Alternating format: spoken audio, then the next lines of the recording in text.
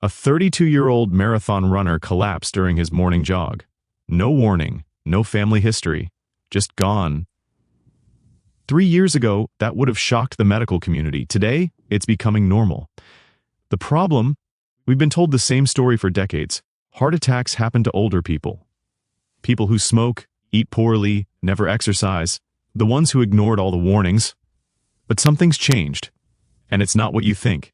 Right now, cardiologists are seeing patients in their 20s and 30s with coronary artery disease that used to show up at 60. Emergency rooms are filling with young professionals who checked every box. They ate well. They worked out. They had no warning signs. The standard risk factors we've relied on, they're not explaining what's happening anymore. The science, here's what we're learning. Your cardiovascular system doesn't just respond to what you do, it responds to what you don't do. Think of your blood vessels like a river. When water flows constantly, the riverbed stays clear. But when flow slows down, sediment builds up. Debris collects. The channel narrows. Your arteries work the same way. Movement creates something called shear stress. It's the gentle pressure of blood flowing against vessel walls. That pressure signals your endothelium, the thin layer of cells lining every artery, to release protective compounds. These compounds prevent inflammation. They stop plaque from forming. They keep everything flowing. But here's the part that matters. That protective signal doesn't come from your heart rate spiking once a day at the gym. It comes from consistent, gentle movement throughout the day. When you sit for 6, 8, 10 hours straight, even if you exercise for 1, that protective mechanism shuts down. Your endothelium goes quiet. Inflammation starts. Small amounts of plaque begin sticking to vessel walls. Not because you're eating wrong, not because you're stressed, because you're still, and unlike a workout that your body recovers from, this kind of damage is silent. You don't feel it. There's no warning signal. Until suddenly there is. The turning point, here's what doctors are now realizing.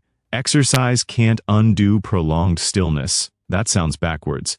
We've been taught that if you work out, you're protected, that your daily run or gym session balances everything else out, but metabolically your body treats them as separate events. 1 hour of activity doesn't cancel 8 hours of immobility. It's like thinking you can starve yourself all day and make up for it with one big meal. Your body doesn't work on averages. It works on patterns. The reason this matters right now is because we've built a world that requires stillness. We commute sitting. We work sitting. We relax sitting. Even people who consider themselves active are spending more time motionless than any generation in human history. And that gap between how we think we're reliving and how our bodies are actually responding is where the damage happens. Real-life impact. Let's talk about what this actually feels like. Not in 10 years. Right now, you know that mid-afternoon crash? The one where your brain feels slow and everything takes twice as long? That's not just caffeine wearing off. When blood flow decreases from prolonged sitting, your brain gets less oxygen. Focus drops. Decision-making gets harder. Mood flattens, or that stiffness you feel after a long day, even though you didn't physically do anything. Your muscles aren't tired from overuse. They're starved from underuse. Circulation slows. Metabolic waste builds up. Recovery systems shut down. Sleep takes a hit too.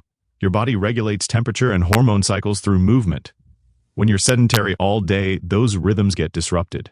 You feel tired but wired, exhausted but restless. And over time, the long-term effects start creeping in. Blood sugar regulation weakens. Blood pressure trends upward. Cholesterol patterns shift. Not dramatically. Just enough that in 5 years, 10 years, the numbers that used to be fine aren't anymore. This isn't about fear. It's about recognizing that your body is responding to your environment in real time. And right now, that environment is asking it to do something it wasn't designed for. What actually helps? So what do? Because you can't quit your job.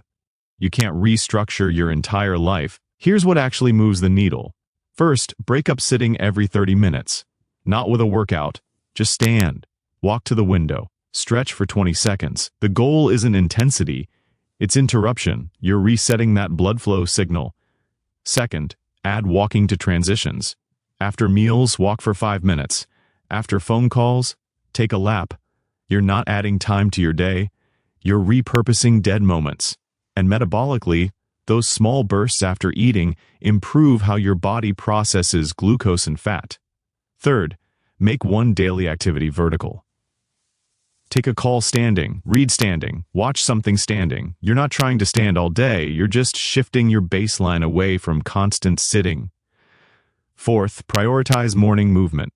Even 10 minutes. It sets your metabolic tone for the day. It primes circulation, and psychologically it creates momentum. You're less likely to stay sedentary for hours when you started the day moving.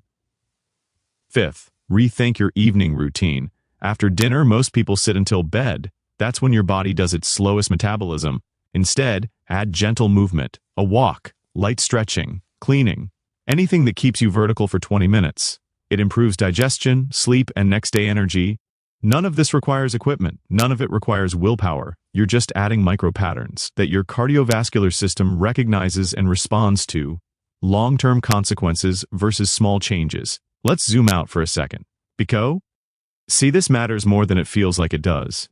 If nothing changes, if the current pattern continues, your risk profile shifts every single day. Arterial stiffness increases. Endothelial function decreases. Insulin sensitivity drops. Blood pressure climbs. Each change is small, but they compound. In 5 years, you're dealing with pre-diabetes or hypertension. In 10, you're managing chronic disease. In 15, you're facing the same cardiovascular events that used to only happen to the elderly. But here's the other side. If you start interrupting that pattern now, the compounding works in reverse. Small, consistent movement reactivates your endothelium. Inflammation decreases, circulation improves. Metabolic flexibility returns.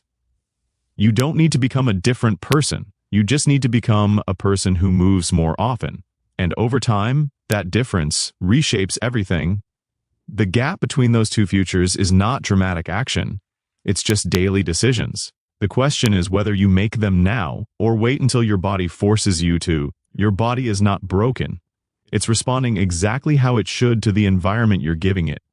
The youngest heart attack victim in recorded medical history was 16 years old.